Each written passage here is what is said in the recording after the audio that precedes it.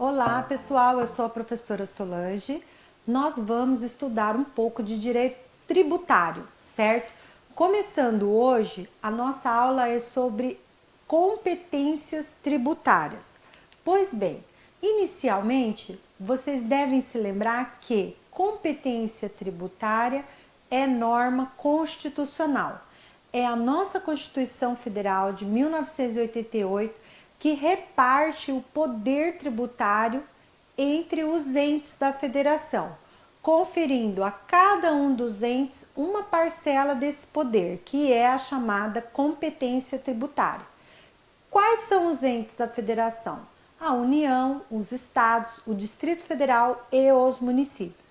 Então é importante que a gente saiba que a Constituição, ela não cria, institui o tributo. Ela confere a competência para que cada ente institua os tributos dentro dos limites dessa competência. Então, por exemplo, a União conferiu, a Constituição conferiu à União competência tributária para instituir o imposto de renda. Então, a União, por meio de uma lei federal, aprovada pelo Congresso, sancionada pelo presidente, vai instituir a cobrança do imposto de renda no país. Então, primeiro, a União recebeu essa competência que está lá prevista na Constituição. Depois, ela vai ter que aprovar uma lei federal, porque existe o princípio da legalidade, que exige que a instituição de impostos ou de qualquer tributo seja feita por meio de lei.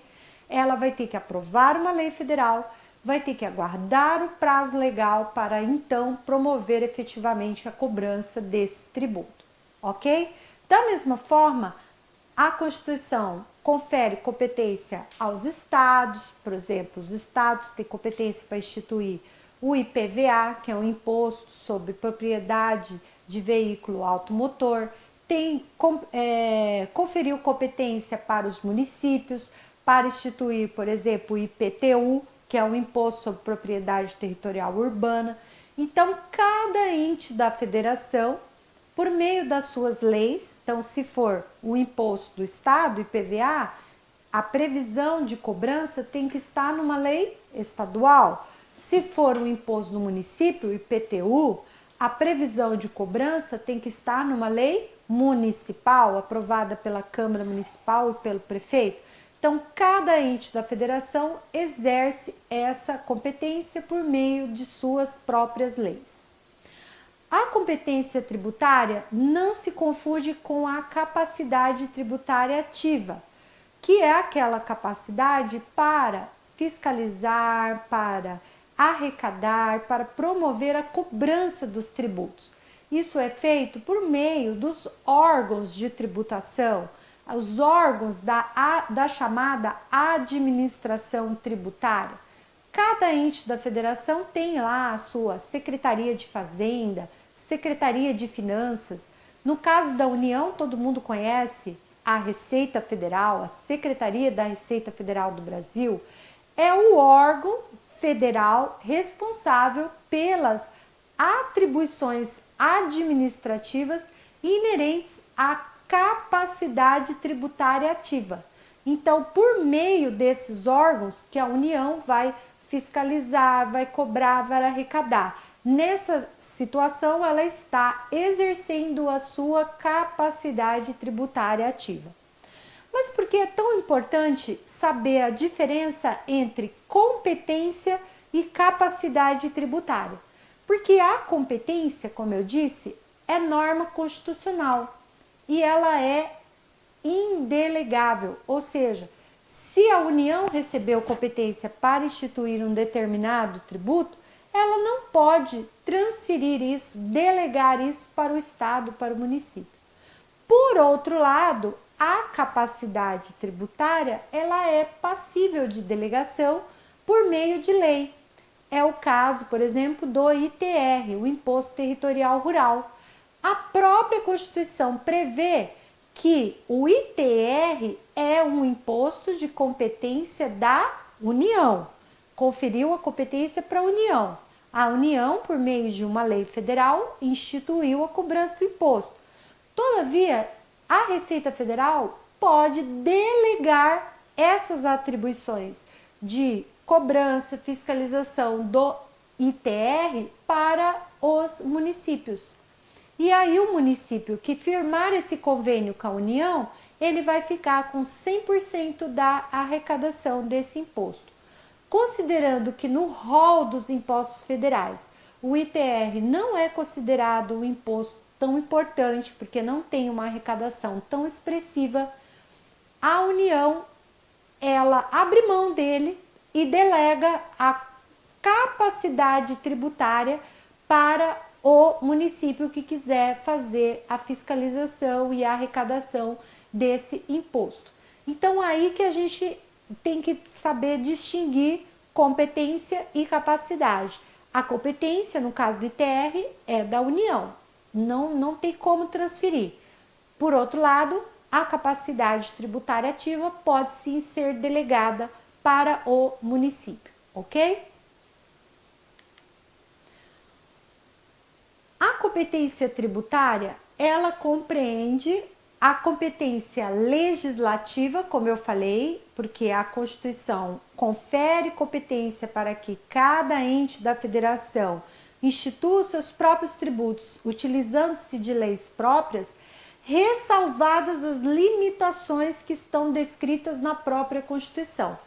Nós vamos falar numa aula específica só sobre essas limitações. Existem limitações que são regras gerais, que são os chamados princípios constitucionais tributários, que a gente vai estudar, e existem limitações específicas que incidem sobre determinadas pessoas, determinados fatos, situações, que são as chamadas imunidades tributárias. Então, essas exceções à competência tributária, as chamadas regras de exclusão, limitação, de não competência, elas estão na própria Constituição. É como se a Constituição colocasse ali um bolo, que é o poder tributário, repartisse entre os entes da federação uma parcela para cada um, que é a competência tributária, mas em relação à fatia que um determinado ente vai receber, ela tira um pedacinho da cobertura do bolo, ela tira a frutinha que está ali em cima e fala, não, isso daqui você não vai ter direito, você não vai cobrar.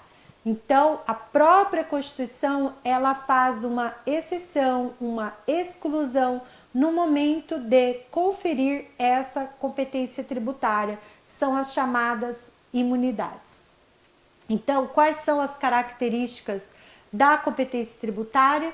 Indelegabilidade, intransferibilidade, irrenunciabilidade e imprescritibilidade. Já falei da indelegabilidade, intransferibilidade, irrenunciabilidade, porque o ente não pode renunciar à sua competência, ele tem dever, de responsabilidade fiscal. E a imprescritibilidade, porque não tem prazo para instituir esse tributo. É o caso do IGF, que é o Imposto sobre Grandes Fortunas. A Constituição, desde a sua promulgação, lá em 1988, conferiu essa competência para a União. Ela só exige que seja feita por lei complementar. No entanto, até hoje, isso não foi regulamentado. O Congresso Nacional nunca aprovou essa lei complementar para cobrar um imposto sobre grandes fortunas. Então, quer dizer que a União já prescreveu do seu direito de instituir esse imposto? Não, porque a competência ela é imprescritível. Ela pode ser exercida ainda dá tempo, a qualquer tempo, na verdade, porque está lá na Constituição. Enquanto a Constituição estabelecer essa norma e ela permanecer lá, essa competência ainda existe. Então, não há prazo. Por isso que nós atribuímos à competência tributária a característica da imprescritibilidade. Então, os entes federados, apesar da faculdade facultatividade em instituir o tributo, jamais poderão renunciar a esse poder, a essa competência. Ou seja, a outorga constitucional é irrenunciável. E como nós classificamos essa competência tributária? Então, existem espécies de competência tributária: privativa, comum, residual, extraordinária, exclusiva e cumulativa. A privativa, gente, é em relação aos impostos, tá? Então, como eu falei, cada ente da federação recebe competência tributária privativa para instituir determinados impostos. A comum é em relação às taxas e contribuições de melhoria. A Constituição, ela estabelece regras, normas para, por exemplo, instituição de taxas. E aí vai depender de cada ente da federação especificar na sua legislação quais são os serviços, qual o poder de polícia que ele exerce, fiscalização, para poder cobrar essas taxas. É uma competência comum. Não existe uma discriminação, por exemplo, a taxa do bombeiro só pode ser cobrada pelo Estado. Não, isso vai ser feito no âmbito da legislação de cada ente federado, desde que observadas as normas gerais que estão na Constituição e no CTN. A competência residual é aquela competência conferida apenas à União, somente a União tem competência residual para instituir um imposto novo, diferente, ou uma contribuição nova, diferente, desde que não coincida com o fato gerador à base de cálculo de impostos ou contribuições já existentes. Lembrando que essa não cumulatividade não é feita entre imposto e contribuição, é imposto comparado com imposto, contribuição comparada com contribuição. A União, dentro do rol dos impostos, ela poderia criar um imposto novo, tá? Desde que não coincida com os já existentes, os impostos. Da mesma forma, a União, dentro do rol de contribuições sociais, ela poderia criar uma contribuição nova, por exemplo, para a Previdência, para a saúde, nesse momento, por exemplo, aí de pandemia, né? Desde que não coincida com as contribuições já existentes, ok? Essa é residual, somente a União detém essa competência. A extraordinária é relacionada com os impostos de guerra, também no caso dos empréstimos compulsórios de guerra, é uma competência extraordinária também só da União. A exclusiva também é da União em relação às contribuições que estão lá no artigo 149, a CID, contribuição de intervenção no domínio econômico, as contribuições sociais, contribuições para a Seguridade Social, por exemplo, contribuições previdenciárias que estão dentro do rol de contribuições sociais, as contribuições corporativas das entidades profissionais e econômicas, de categorias profissionais e econômicas, por exemplo, os conselhos, né, dos profissionais de diversas áreas que pagam anuidade para esses conselhos, são as contribuições corporativas cobradas por meio da competência conferida à União. É uma competência exclusiva. E a cumulativa, no momento, essa competência cumulativa ela é conferida tão somente ao Distrito Federal, porque o Distrito Federal acumula competência estadual e municipal. Considerando que não há divisão territorial do Distrito Federal em municípios, lá no DF o governo cobra tanto IPVA, por exemplo, quanto IPTU. Ele cobra o imposto estadual e cobra também o imposto municipal, tá? A competência, portanto, ela é privativa em relação aos impostos, ela é comum em relação às taxas e contribuições de melhoria, ela é residual e pertence apenas à União, conforme artigo 154, inciso 1º e 195, parágrafo 4º. Ela é extraordinária em relação ao empréstimo compulsório e o imposto extraordinário de guerra. O empréstimo compulsório ele está no artigo 148 e o imposto extraordinário de guerra no artigo 154, inciso 2. Eu recomendo que vocês façam a leitura desses dispositivos, tá? Ela é exclusiva em relação às contribuições previstas no artigo 149, que são contribuições que só podem ser instituídas pela União. Ah, e aqui também, eu esqueci de falar, tem o artigo 149A, que prevê uma contribuição exclusiva do município, que é a COSIP, Contribuição para o Custeio do Serviço de Iluminação Pública. Ela também entra na competência exclusiva, nesse caso, do município. E no caso do Distrito Federal, como lá não tem divisão em município, o próprio Distrito Federal cobra também a COSIP, tá? Os parágrafos do artigo 149 prevê a competência exclusiva dos estados e Distrito Federal e municípios para instituir contribuições dos seus servidores para os regimes próprios de previdência. Servidor do município contribui para o regime municipal, o servidor do estado contribui para o regime estadual, certo? Também é um exemplo de competência exclusiva. E nós temos também a competência cumulativa, que eu falei, que é aquela do Distrito Federal. A União já teve essa competência cumulativa nos institutos territórios federais. Resumindo, eu coloquei ali embaixo que eu encontrei esse quadrinho de um professor que disponibilizou na internet, achei legal, estou replicando aqui. A competência da União, ela é privativa, comum, cumulativa, residual, extraordinária. Olha que legal, né? Por isso que discute-se tanto o Pacto Federativo do Brasil, porque a União concentra muita coisa.